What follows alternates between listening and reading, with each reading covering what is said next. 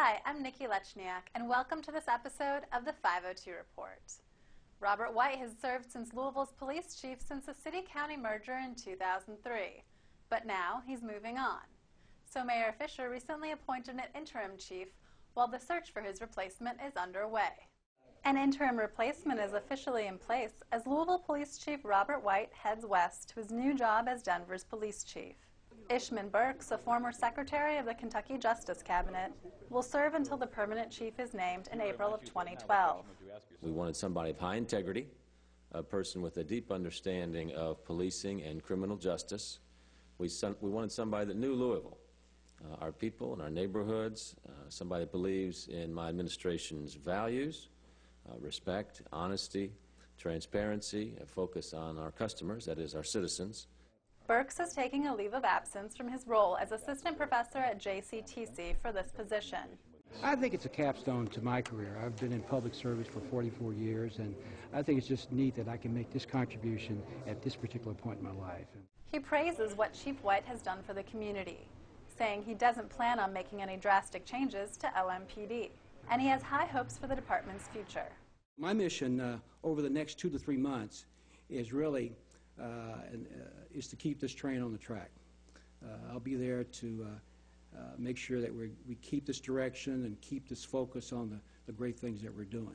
Ishman Burks will be earning the equivalent of $120,000 a year. Ready or not, it's that time of year when Louisville's snow team dusts off its gear and gets the equipment ready for the winter weather to come. The city is ready for whatever Mother Nature brings this winter. Every year, Louisville gets about 18 inches of snow, and Mayor Fischer announced the city's plan for treating it this year. You guys have done a heck of a job in terms of snow removal, ice removal, and improvement for our city over the last couple of years. Our citizens see that. They appreciate it. I hear it all the time. So please know that the public thinks that you're doing a heck of a job. The Louisville Metro Snow Team has the responsibility of clearing about 3,000 miles of roads in Jefferson County. Of the nearly 300 Snow Team employees, some will work an overnight shift through the season to help keep roads clear for the morning commute. We're just trying to touch as many people as many ways as we possibly can. You can also keep up with the Snow Team through @LouSnowplow on Twitter or by liking Metro Public Works on Facebook. It's no secret that Louisville and Lexington are working together to form an economic superregion. And recently, a huge step forward was taken with the appointment of Beam board members. A high-profile group of 21 civic and business leaders will lead the Bluegrass Economic Advancement Board after being appointed by Mayor Fischer and Lexington Mayor Gray.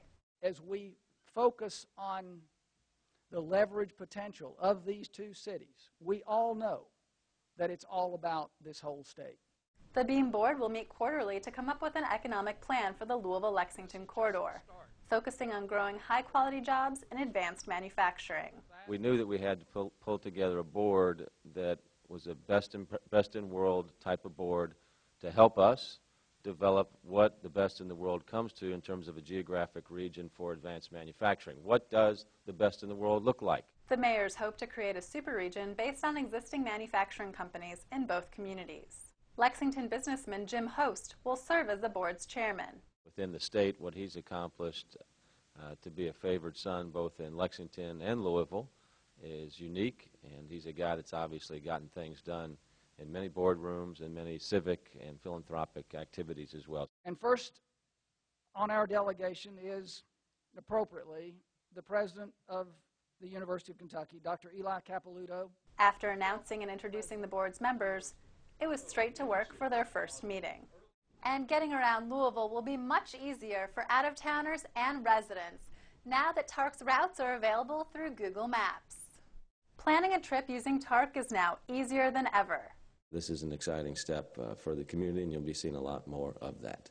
TARC is now part of Google Transit Partnership Program, a network that provides bus data in more than 400 cities. One of our goals is to be a digital city where people can mine data, understand what's going on, use that for the betterment of Louisville and those that are visiting here. And to do that, we have to have open data like this. The service is free for TARC and available through their website at ridetarc.org. There's also an app for the service if you have a smartphone. Here's what else is going on in Louisville Metro. If you have an issue you'd like to discuss with the mayor, department directors, or senior staff, then you can do just that at a Talk to Greg session. 4 upcoming events have been planned for 2012, starting at 6 p.m. The meetings are every other month on the second Monday. Here are the times and locations of the first 4 meetings. January 9th at Fern Creek High School, March 12th at Portland Elementary School, May 14th at Fairdale High School, and July 9th at Chauncey Elementary School. For more information, visit louisvilleky.gov or call Metro Call 311. There's certainly been nothing easy about this project from the beginning. Work is beginning again for a project on Louisville's waterfront. Thanks to a new investor, construction equipment is chugging along on the River Park Place project. As we build this project out over the next 10 to 12 years, thousands of jobs will be created for our local construction workers. When they complete the project and as they build it, they will also create hundreds of jobs for people who actually work and serve the community, the people that live here, the restaurants, and the retail. River Park Place is a mixed-use project on 40 acres north of Waterfront Park that's been in development for years. This is going to be a fantastic place to live. You're going to be able to walk, you're going to be able to live, you're going to be able to boat, you're going to be able to eat, you're going to be able to walk to U of L games. Pretty darn good. The project hit a snag in 2008 with the recession, but with the combination of new investment and tax credits, work on the marina's 149 slips is starting again.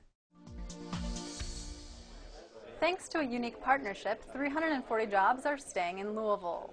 When 2 companies in Rubbertown learned that their utility provider was planning to close, Lubrizol and Xeon Chemical worked with the state and a third party to get the necessary steam and utilities supplied to their businesses.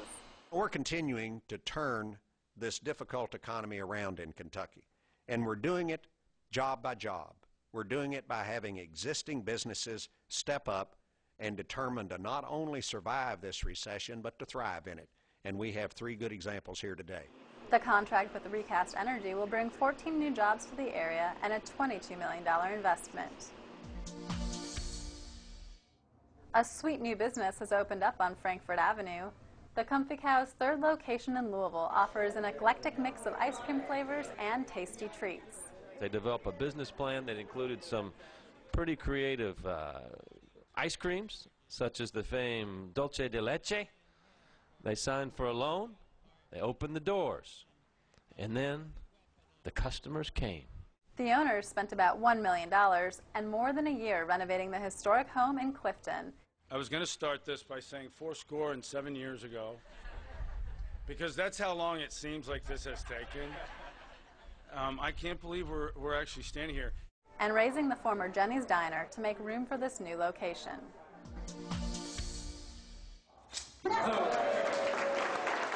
And a former Circuit City is now a comprehensive medical center on Dixie Highway. The Dixie Medical Center houses a variety of doctors providing general and specialized care in the fully renovated space.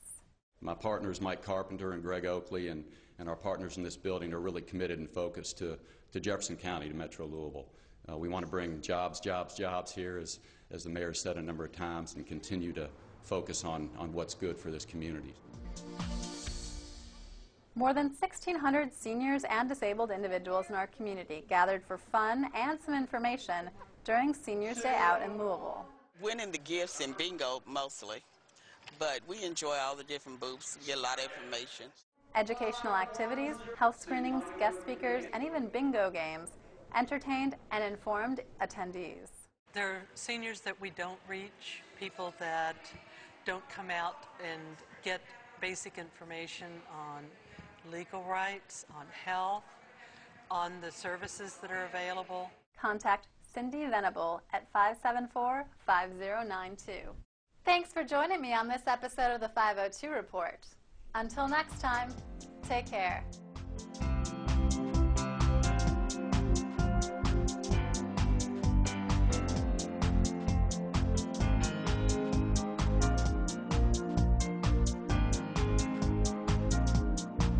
Metro TV, a public service of Louisville Metro government.